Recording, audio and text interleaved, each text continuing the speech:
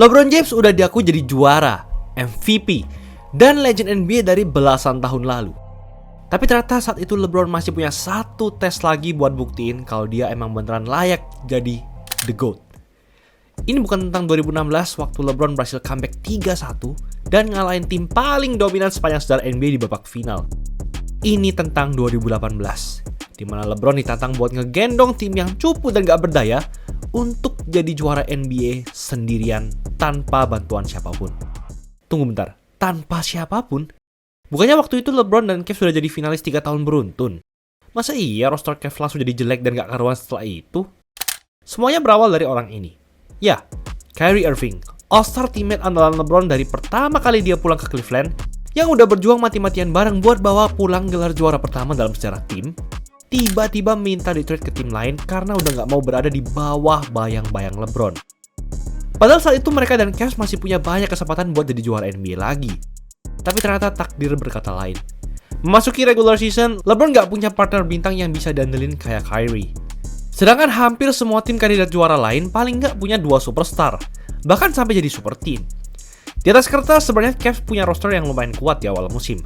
Ada Isaiah Thomas, Dwayne Wade, bahkan ada juga Derrick Rose, para legenda dan MVP NBA. Tapi masalahnya mereka-mereka itu udah bukan pemain yang sama lagi. Thomas udah bukan kecil-kecil cabai rawit yang jadi finalis MVP dan nyetak 28,9 points per game. Dwayne Wade yang udah tua ini juga bukan sosok yang sama kayak zaman-zaman Big 3 Miami Heat beberapa tahun sebelumnya. Derrick Rose, orang ini mainnya udah gak kayak MVP termuda dalam sejarah lagi setelah cedera ACL itu. Jadi di usia 33 tahun, LeBron James cuma punya satu pilihan. Main gila-gilaan dan penuh ambisi, jadi suhu dari segala suhu, dan buktiin legasinya yang gak main-main ke seluruh dunia. Game pertama di regular season mungkin jadi awal yang sempurna bagi LeBron buat ngejalanin misi itu. Dia masih satu arena sama Kyrie, tapi mulai detik itu Kyrie udah pakai jersey dan duduk di sisi yang berlawanan. Game berlangsung dengan sengit, dan LeBron langsung jadi nightmare buat Celtics. 29 points, 16 rebounds, dan 9 assists, hampir triple-double. Efisiensi shooting? Nggak usah ditanya lagi, 12/19, 63,2%. Di detik-detik akhir, Kyrie dapat kesempatan untuk nyamain skor dan lanjut ke overtime. Tapi defense terakhir dari LeBron berhasil membuat Kyrie kewalahan, dan Cavs pun bertahan dan menang di game itu. Aksi dominan LeBron di game pembuka regular season ini kayak udah jadi gambaran bakal seserem apa mainnya di lapangan sepanjang musim.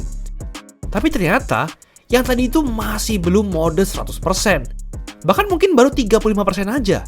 Karena nggak lama setelah itu, ini yang dia lakukan. The Cavaliers spacing. Oh, that took 3. James picks it up. 3-on-1 if they hurry. James all the way. He's seen every defense imaginable. He will just pick you apart no matter what you throw at him. Clock at 5. James backs in, turns toward the baseline, puts it in a row. James drives, stops, left-handed, lays it up and in. An electrifying performance. Baru masuk awal bulan November, LeBron langsung ngumpulin 57 poin dalam satu game, ditambah 11 rebounds, 7 assists, 3 steals, dan 2 blocks. Itu adalah jumlah poin tertinggi kedua dalam satu game sepanjang karirnya di NBA. Sekaligus jadi yang tertinggi di seluruh liga detik itu. LeBron gak cuma jadi jantung dari Cavs, tapi juga jadi seluruh bagian tubuh mereka. Terasa kalian tahu aja, game LeBron melawan Wizards ini adalah awal dari sesuatu yang jauh lebih spesial dan mengerikan buat Cavs. Beberapa hari setelahnya, Cavs langsung menang 13 kali beruntun. Win streak terpanjang dalam sejarah tim. Dan LeBron jelas jadi alasan utama dari pencapaian itu. Kalian lihat aja beberapa statistiknya dari win streak itu. 39 poin, 14 rebounds, 6 assist melawan LA Clippers. 27 poin, 16 rebounds, 13 assist lawan Hornets. 30 poin, 14 rebounds, 6 assist lawan Sixers. 34 poin, 12 assist lawan Grizzlies. Dan 32 poin, 11 rebounds, 9 assist melawan Kings. Udah kayak bukan manusia. LeBron gak cuma on fire dalam hal scoring, tapi juga dalam hal playmaking. Dia konsisten buat nunjukin IQ-nya di lapangan yang ngeri-ngeri sedap. Mungkin karena nggak ada Kyrie kali ya, LeBron jadi sekalian ngambil peran jadi playmaker. Dia bisa dibilang udah ngelewatin masa prime-nya, tapi dia masih bisa ngelakuin semua ini dengan roster yang pas-pasan. Di pertengahan Desember, LeBron dan Cavs benar-benar on fire dengan rekor menang kalah 19-2 dalam 21 game terakhir. LeBron mulai digadang-gadang buat jadi MVP lagi. Bahkan kali ini ia bisa aja nyabat gelar jadi salah satu MVP tertua dalam sejarah NBA. Tapi sedikit yang LeBron tahu, ternyata momentum panasnya ini nggak bisa tahan lama. Dari akhir Desember sampai Januari, Cavs langsung kalah 9 dari 12 game. Tapi yang setelah ini bakal bikin rekor itu makin memalukan lagi. Dalam kurun 9 hari, LeBron dan Cavs kalah dari Wolves dengan margin 28 points, kalah dari Raptors dengan margin 34 points, dan dibantai di kandang sendiri lawan OKC Thunder. Bahkan mereka sampai nge-score 148 points. Cavs memang masih ada di peringkat ketiga di wilayah timur, tapi udah jelas kalau tim ini nggak bakal bisa bersaing di level yang lebih tinggi. Di playoff lu nggak bakal punya kesempatan kalau losing streak terus. Cuma tinggal nunggu waktu aja sebelum lu dipulangin. Semua kelemahan dari roster Cavs yang tua ini udah makin bengkak dan terekspos. LeBron mau nggak mau harus melakukan satu hal yang lebih dari sekedar main dominan di lapangan, yaitu jadi GM. Tapi sebelum itu, dia masih punya satu game lagi buat nunjukin kehebatannya ke mereka-mereka yang nantinya bakal di-trade dari Cavs. James with it! He was met by Butler.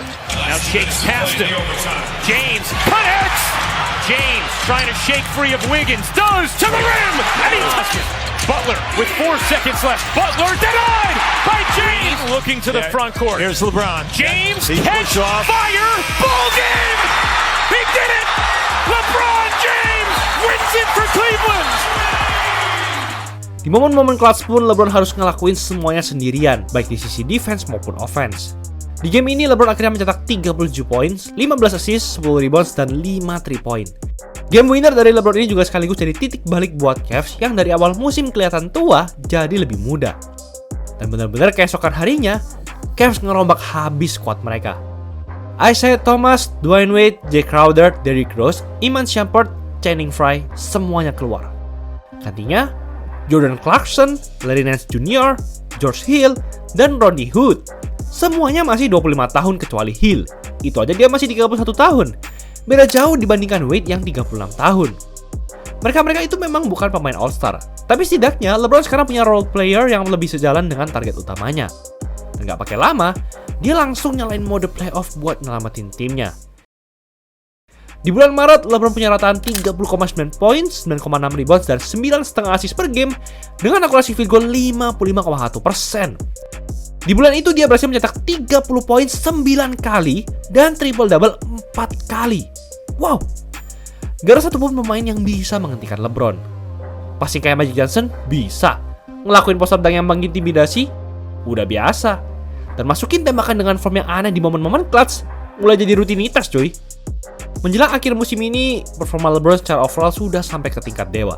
Bahkan dia sempat mencetak triple-double 44 points, 11 rebounds, dan 11 assist melawan Sixers. Tapi anehnya, Cavs masih aja kalah di game itu. Dan gak cuma di game itu, sebenarnya di bulan Maret kemarin performa Cavs tuh masih B aja, meskipun LeBron udah main kayak anomali. Kekalahan dari Sixers itu mungkin bisa ngegambarin kondisi Cavs secara keseluruhan. Walau satu timnya udah di-trade, Cavs masih susah buat menangin game lawan tim-tim playoff. Bahkan triple-double 40 points dari LeBron aja masih kurang. Cavs akhirnya turun ke peringkat 4 waktu regular season selesai. Dan baru di ronde pertama playoff, LeBron langsung dapat ujian yang berat. Cavs berhadapan dengan Indiana Pacers yang hitungannya adalah tim underdog. Tapi yang terjadi, Cavs langsung dibantai 98-80 di game pertama.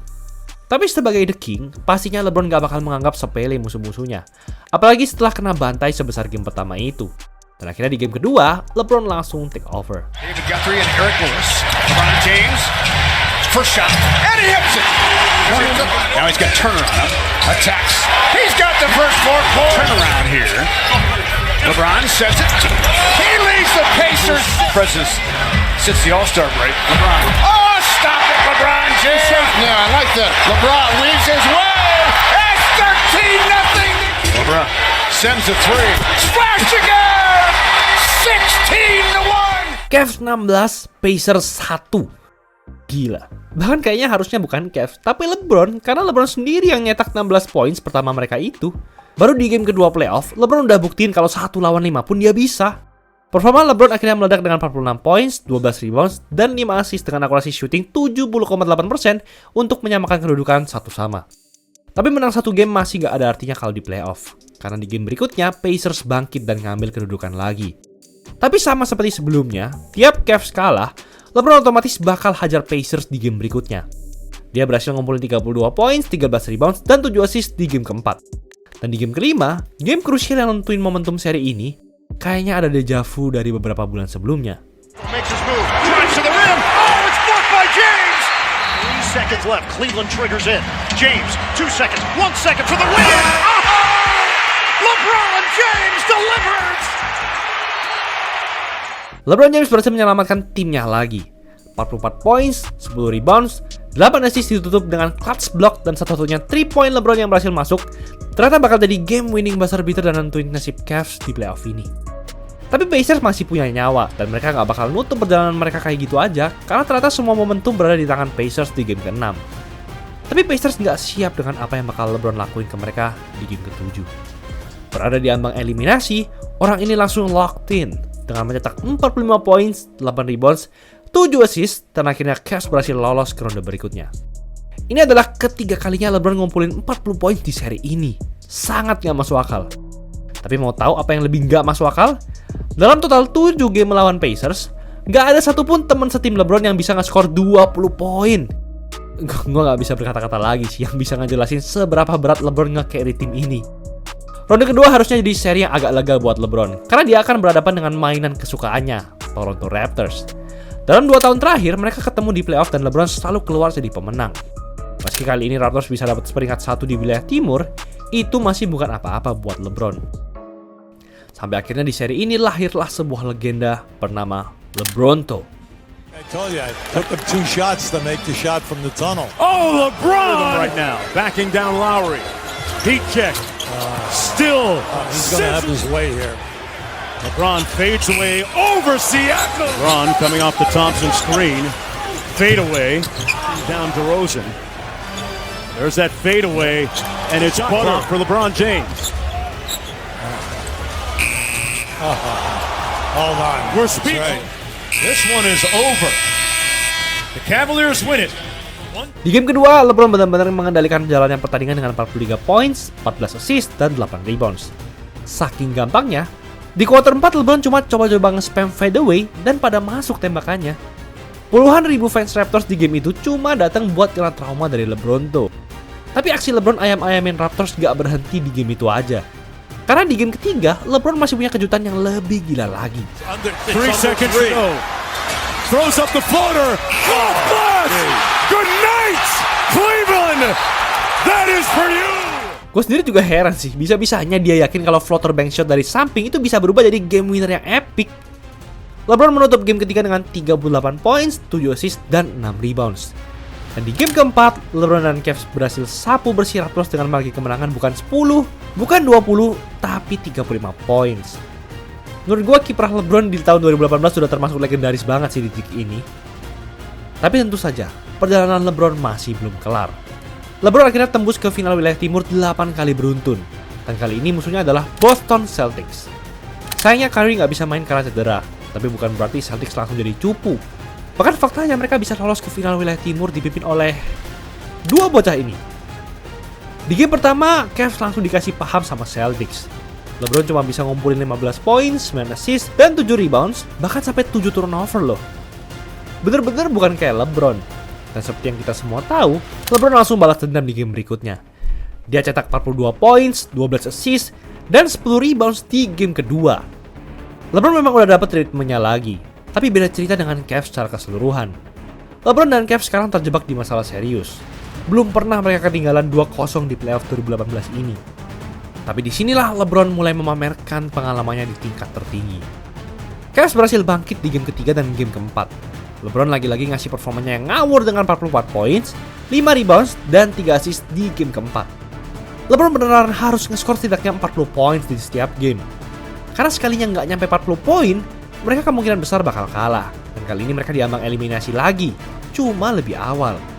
Seorang LeBron akhirnya harus maksain dirinya sendiri buat ngelakuin hal yang di luar nalar biar Cavs bisa menang 2 game beruntun dan tetap bertahan. Drives in, hop step, layup, makes it look easy. On an island right now with James. James measures, now steps back, jump shot's good. James has Tatum on him once again. Drives the runner off the glass, banks it home. James drives, steps back, puts up a 3. Bang! LeBron James! Steps, tries it again, puts it in! 7 on Sunday night in Boston.